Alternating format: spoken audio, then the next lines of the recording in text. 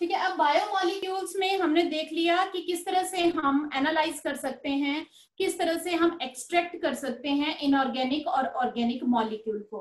Now what is a biomolecule? अब term आती है कि एक बायोमॉलिक्यूल क्या है, किसे कहा जाएगा एक बायोमॉलिक्यूल?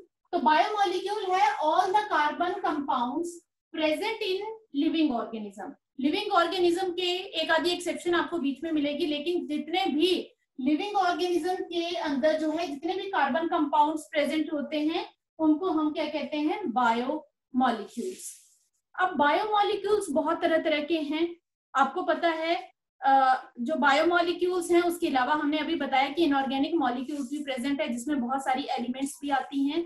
तो आप लोगों को ये भी पता है कि व्हाट इज एन एलिमेंट?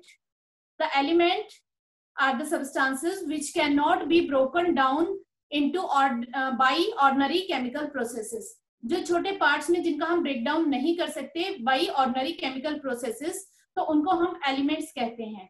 तो किसी भी ऑर्गेनिज्म के अंदर, या हम वैसे ओवरऑल बात करें तो एसेंशियल एलिमेंट्स होती हैं जो हर तरह की सेल्स में प्रेजेंट होती हैं, उनको हम एसेंशियल एलिमेंट्स कहते हैं।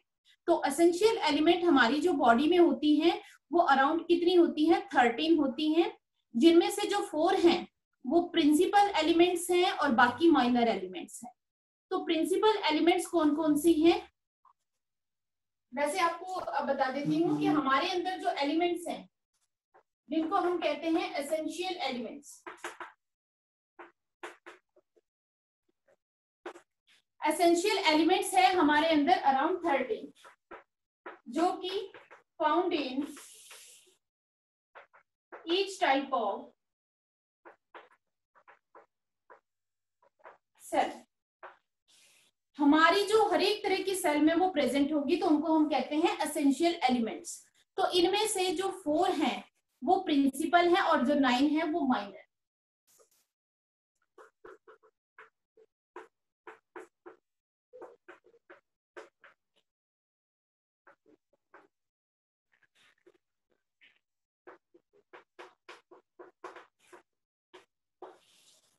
हमारे लिए इंपॉर्टेंट कौन सी हैं? एसेंशियल जो हमारी प्रिंसिपल एलिमेंट्स हैं, तो वो कौन कौन सी हैं? जो कि 95% ऑफ द सेल कंपोजिशन होती है। सेल के अंदर 95% कंपोजिशन में ये प्रेजेंट होती हैं, that is carbon, oxygen, hydrogen and nitrogen. ये चारों की चारों जो हैं दैट आर प्रिंसिपल एलिमेंट्स, जो मेन है। ठीक है, तो ये मेन इसीलिए कहा गया क्योंकि ये सेल का जो है 95% बना रही हैं। तो आपको भी पता है कार्बोहाइड्रेट्स है, प्रोटीन्स हैं, न्यूक्लिक एसिड है, उन सब की कंपोजिशन मेनली इन्हीं से होती है।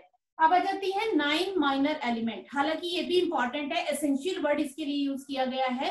हालांकि इनकी कंपोजिशन जो है कम होती है, अराउंड 5% जो है ये सेल में प्रेजेंट होती है। 5% कंपोजिशन ये सेल की बनाती है। तो उसमें क्या है? Calcium, potassium, sodium, calcium, potassium, sodium, इसके अलावा है मैग्नीशियम, आयरन,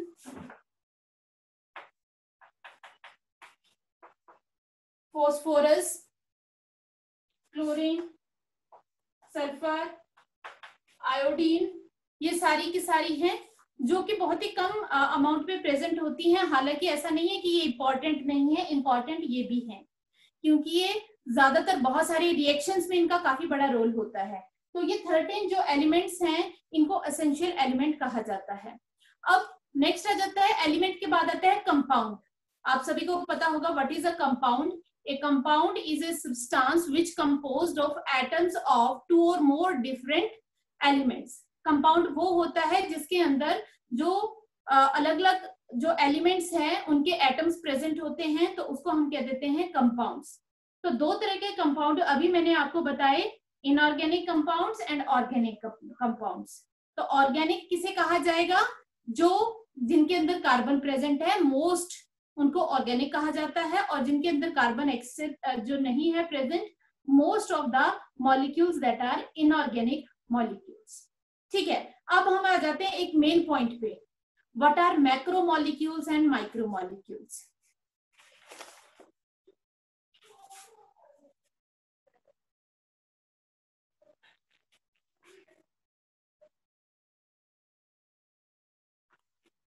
अब हम करते हैं next, that is what is the difference between micromolecules and macromolecules. अभी हमने देखा कि हमने एसिड सोल्यूबल और एसिड इनसोल्यूबल जो है हमें मिले, तो उनमें से किस किस तरह से है माइक्रोमोलिक्यूल्स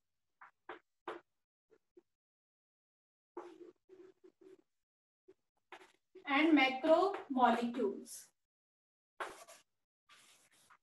अब माइक्रो कौन से हैं, which form acid soluble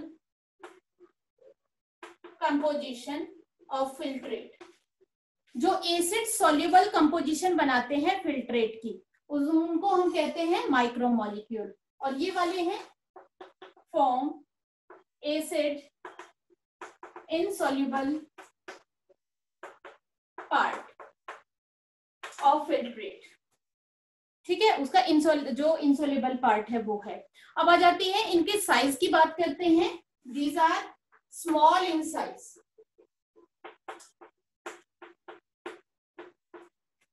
these are large in size। नाम से ही पता चल रहा है मैक्रोमोलिक्यूल साइज में काफी बड़े हैं। तो अब जो साइज के अकॉर्डिंग इनका मॉलिक्यूलर वेट भी डिफरेंट होता है, तो इनका मॉलिक्यूलर वेट कितना होगा, molecular weight is less than 1000 Dalton's. Molecular weight की जो यूनिट है दैट इज डाल्टन।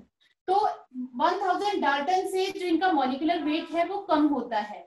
अब इनके मॉलिक्यूलर वेट की बात करें, ज्यादातर ये 10,000 डाल्टन से भी ज्यादा होता है इनका molecular weight is above 10,000 Dalton's. काफी बड़े मॉलिक्यूल्स होते हैं जिसकी वजह से इनका मॉलिक्यूलर वेट भी जो है वो काफी ज्यादा होता है। अब these are soluble in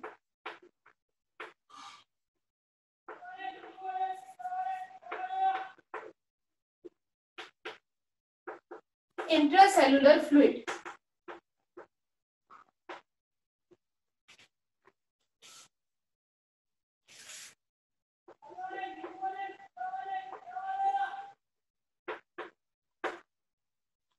intracellular fluid, cells के जो बीच का फ्लूइड है, साइटोप्लाज्म है, न्यूक्लियोप्लाज्म है, उसके अंदर क्या होते हैं, ये सोल्यूबल होते हैं। तो क्योंकि इनका स्मॉल साइज होता है इसकी वजह से ये क्या होते हैं, सोल्यूबल होते हैं। अब आ जाता है next, these are insoluble in intracellular fluid. ये इनसॉल्युबल है। अब जाती है, जब भी ये ज्वाइन करते हैं, माइक्रोमोलिक्यूल्स जब ज्वाइन करेंगे तो ये फॉर्मेशन करते हैं macromolecules. They join to form macromolecules. ठीक है, और ये वाले they are formed by aggregation of micromolecule।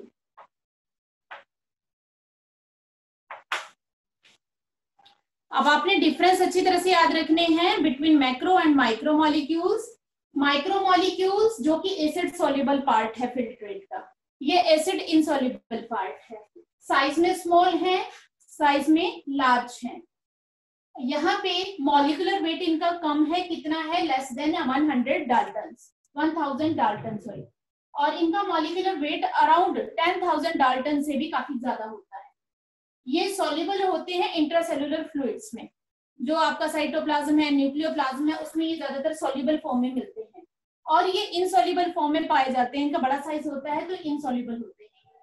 ये ज्वाइन करते हैं तो मैक्रोमोलिक्यूल की फॉर्मेशन करते हैं। अब एग्जांपल आपको बताती हूँ, सभी को याद रहना चाहिए example of micro and macromolecule.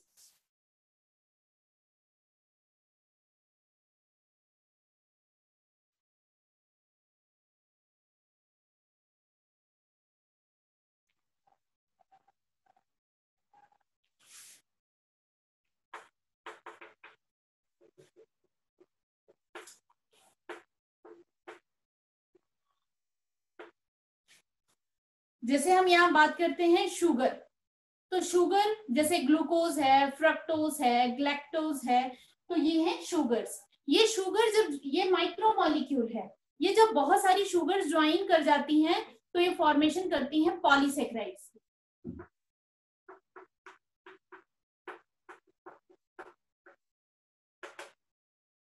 जैसे यहाँ पे हम बात करें शुगर क्या है, ग्लूकोज है, फ्रक्टोज है, माल्टोज है, सुक्रोज है, तो ये सारी की सारी शुगर्स हैं। ये आज आगे जाके पॉलीसेक्राइड्स की फॉर्मेशन करेगी। पॉलीसेक्राइड्स में क्या क्या आ जाएगा, जैसे स्टार्च है, ग्लूकोज ग्लाइकोजन है, सेलुलोज है, ये सारे के सारे क्या है, पॉलीसेक्राइड्स हैं। तो इनसे मिलके इनकी फॉर्मेशन होती है, ये ध्यान रखना है। ये है शुगर्स और शुगर्स मिलके पॉलीसेक्राइड्स की फॉर्मेशन करेगी। हम इसके बाद नेक्स्ट लेक्चर में 1 बाय 1 पहले कार्बोहाइड्रेट्स पढ़ेंगे, फिर हम प्रोटीन्स पढ़ेंगे, तो उनमें दोनों तरह के पढ़ेंगे, माइक्रो भी और मैक्रोमोलिक्यूल्स। ये तो था शुगर का। और दूसरा एग्जांपल देती हूं मैं, एमिनो एसिड्स, जो कि माइक्रोमोलिक्यूल्स है।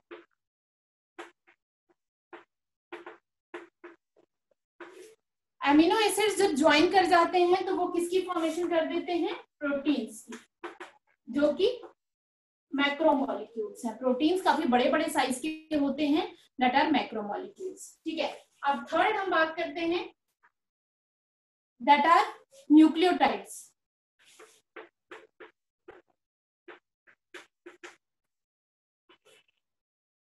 न्यूक्लियोटाइड्स का अभी आपने नाम में भी सुना नहीं हो, लेकिन ये न्यूक्लियोटाइड्स जो है बेसिक यूनिट होती है जेनेटिक मटेरियल की।